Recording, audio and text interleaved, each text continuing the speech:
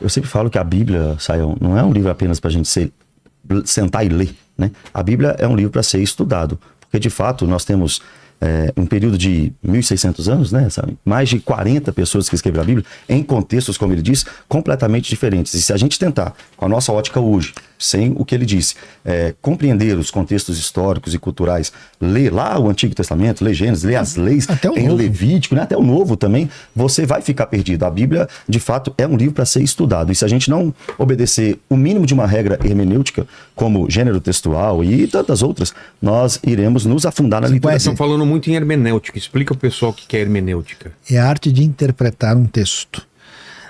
Ou seja, quando você mexe com texto, esse texto tem um padrão literário, ele tem uma forma de ser, e ele tem uma série de elementos. Então, quando você estuda como interpretar um texto, você chega ao sentido pretendido pelo texto. Sabe aquela história do indivíduo, né? Que ele queria saber o que Deus tinha falado para ele, abriu e leu. Foi Judas e enforcou-se. Aí ele assustou e falou, deixa eu abrir outro. E vai tu, faz o mesmo. Aí no terceiro ele falou, por que demoras para fazer o que te ordeno? Vai, faz depressa. Então aí você vê, é um lance que muita gente faz, abre e sai e rolou. Apareceu ali. Então aí você vê que o negócio não rola direito. E o caso do pastor do interior, que tem anos, que abriu a Bíblia e viu que o profeta tinha recebido uma ordem de Deus, vai até a mulher adúltera. E ele entendeu, vai até a mulher e adultera. E realmente adulterou. Aconteceu mesmo. O cara apareceu na mídia pública aí. É terrível. Tem um acento, né? Ou dois caras que estavam brigando na frente da igreja, mas o que estão fazendo? Seguindo a palavra de Jesus, porque ele disse para que nós nos amassemos uns aos outros. Não é amassemos, é amássemos. Desculpa. Se ler errado, a Bíblia vai fazer distorção, inclusive na pessoa de Jesus Cristo, né? Com certeza. Que é o nosso assunto principal aqui, né? Eu queria só falar sobre o Jesus das Escrituras. O tema é Jesus da Bíblia ou o Jesus da religião, né? Quem é o Jesus certo? E como Sayão disse no começo, só tem um Jesus. Quando nós olhamos para as Escrituras Sagradas, como cristãos mesmo, lendo a Bíblia de forma sincera e procurando encontrar ali verdade, e não apenas com um olhar cético, ou então com um olhar crítico, quando nós olhamos para as Escrituras Sagradas, a primeira coisa que a gente vê sobre a pessoa de Jesus é que ele é Deus. Jesus é Deus. Jesus não é um bom exemplo, como algumas religiões dizem. Jesus não é simplesmente um profeta. O Islã, ele respeita a pessoa de Jesus, mas Jesus é um profeta. Mas Jesus não é só um profeta. O budismo, o hinduísmo, por exemplo, encontra em Jesus um bom exemplo a ser seguido. Mas ele não é só um bom exemplo a ser seguido. Jesus é Deus, o Filho de Deus. Nós entramos na doutrina, para mim, mais difícil de toda a teologia, a doutrina da Trindade. Porque nós precisamos encontrar nas Escrituras Sagradas a resolução de um problema. Qual? No Antigo Testamento, nós encontramos uma pluralidade na divindade. Nós percebemos, por alguns textos, que provam a divindade como filho, e também uma pluralidade nos textos bíblicos, que existe mais de uma pessoa em Deus. E se eu falar isso aqui agora para um judeu, aí é a área do Sayão, eles vão dizer que nós somos idólatras, politeístas. Se eu falar com um muçulmano que existe mais de uma pessoa em Deus, ele vai dizer que nós adoramos mais de um Deus.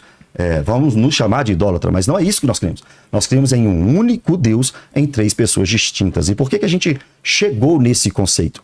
Porque o Antigo Testamento me mostra mais de uma pessoa em Deus e o Novo Testamento me mostra que esse Deus, que é um só, ou só Israel, o seu outro Deus é um só Deus, se revela nas páginas da Escritura não de três formas, como alguns unicistas dizem, mas sim em três pessoas distintas. O Pai é Deus, o Filho é Deus e o Espírito Santo é Deus. Quando nós vamos para o Antigo Testamento também, Saul, e Vilela, nós encontramos Jesus presente desde a criação. O Jesus da Bíblia é presente desde Gênesis 1, porque João 1 diz que ele estava no princípio e todas as coisas foram feitas por intermédio dele. Esse Jesus que eu estou falando para você aqui é o Jesus que criou o universo.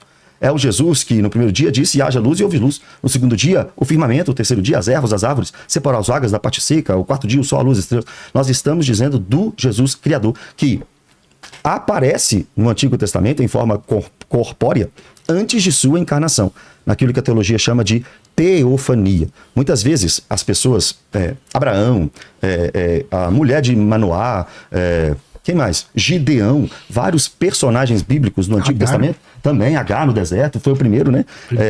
Gideão, Agar no deserto, várias pessoas viram o Senhor, viram Deus. Só que Paulo diz que ele é invisível. A Bíblia diz também que ninguém jamais viu a Deus. Quem é esse que esses homens viram que é chamado no texto YHWH, o tetragrama sagrado, nome de Deus. E que não é o Pai. É uma teofania, uma aparição do Filho antes da encarnação. E também no Antigo Testamento, termina aqui, passo para o Saião, nós vemos o Messias prometido no Antigo Testamento. Jesus está nas páginas do Antigo Testamento também sendo prometido como aquele que viria para libertar o seu povo dos seus pecados. Então, o Jesus bíblico não aparece só no Novo Testamento. Tem gente que acha, não estudiosos, né, mas alguns leigos acham que Jesus é assunto do Novo Testamento. Jesus é assunto na Bíblia desde o Antigo Testamento. Aí é um debate se Jesus é a chave hermenêutica ou não da Bíblia, depois a gente fala sobre isso. É um outro assunto. Né? É um outro assunto. E aí? Daí, ele está falando do Jesus da Bíblia. Então, e a gente tem o Jesus da religião. Então, Vilela, veja, em termos de religião, a gente vai encontrar enfoques diferentes, né, sobre a pessoa de Jesus, e que pode até, vamos dizer, variar desde uma mistificação acentuada, né? Por exemplo, tem uma galera que fica tão ligado em Jesus do ponto de vista da sua transcendência, que acha que Jesus, por exemplo, nunca foi humano de verdade, ele era translúcido, ele era alguma coisa meio que fantasmagórica, assim. Jesus era mais quase que uma clarividência percebida, né? Por causa da dificuldade de entender essa relação de Jesus com um elemento concreto. Agora tem outros que têm muita dificuldade, que a gente pode chamar de uma atitude mais assim antimetafísica, e que para ele Jesus precisa ser, como Mateus bem mencionou, alguém extremamente concreto. Então Jesus é diminuído a função profeta, alguém de importância social e política, que naturalmente tem. A coisa curiosa, porque o que acontece? O ser humano está num cenário em que ele tem aspirações espirituais profundas ligadas ao divino, e ao mesmo tempo ele é totalmente terra, ele é pó, ele está aqui. E quando você vê todas as propostas das diversas religiões, ou elas são excessivamente voltadas para a realidade puramente do espírito, ou o pensamento relega tudo à realidade do concreto, do material aqui. Interessante que Jesus é apresentado exatamente nessa conexão, que ele é totalmente divino ao mesmo tempo que ele é totalmente humano. Isso traz para a gente duas coisas muito interessantes, que ninguém pode apresentar melhor quem é Deus para nós, a não ser aquele que é divino. E ninguém pode, de fato, apresentar, ser essa conexão entre Deus e o homem, se não for realmente humano.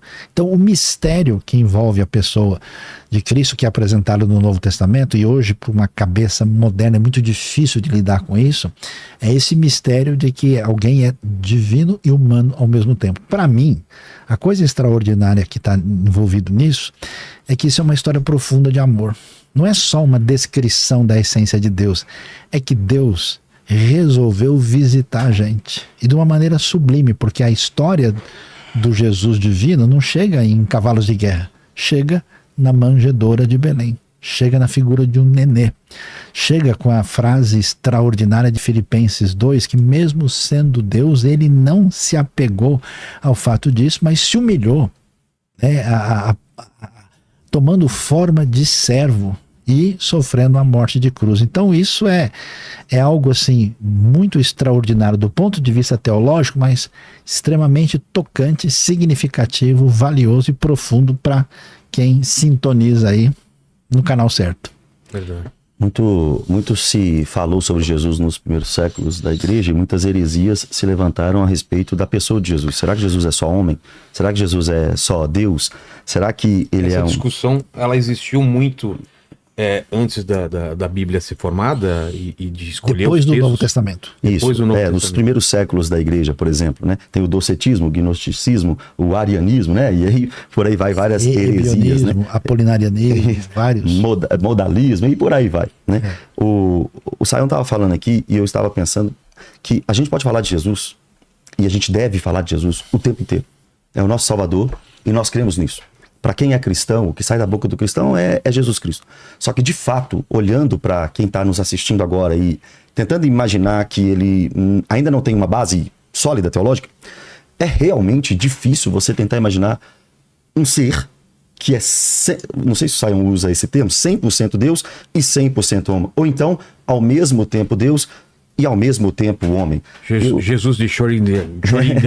Eu sei que... O Schrödinger, lá o gato né? Que tá ao mesmo tempo morto e vivo, né? Dentro da caixa. Ele é ao mesmo tempo divino e ao mesmo tempo humano. É porque parece que é contraditório, mas é contraditório na nossa mente limitada, completa, pequena. Porque a Bíblia é cheia de aparentes contradições. Soberania de Deus, responsabilidade humana, o Deus que ama e ao mesmo tempo está irado, o Jesus que é homem e também é Deus. Tudo isso são aparentes contradições que, textualmente, teologicamente, a gente consegue na academia montar, né? Mas dentro de nós fica aquela questão, como pode? Eu sempre falo assim, Sayão, Deus não cabe em lugar nenhum, Deus é Deus. Deus é espírito, ele habita em luz inacessível.